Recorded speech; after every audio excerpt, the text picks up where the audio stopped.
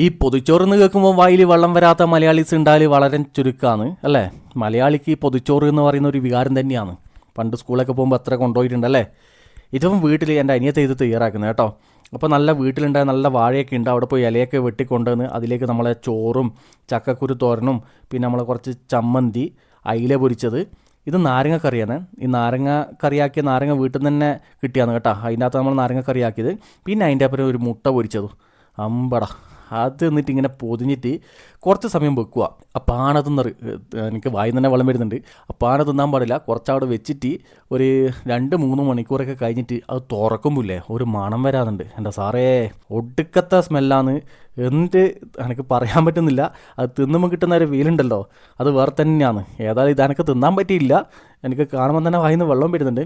ഏതായാലും ഞാനിപ്പം ആക്കുന്ന സ്ഥലത്തില്ല, വേറെ പറഞ്ഞിട്ട് കാര്യവുമില്ല. അപ്പോൾ നമ്മൾ വീഡിയോ ഇഷ്ടപ്പെടുന്ന ലൈക്ക് ചെയ്യണേ. എന്നാൽ പിന്നെ നമുക്ക് അടുത്ത വീഡിയോ കാണാം. ബൈ.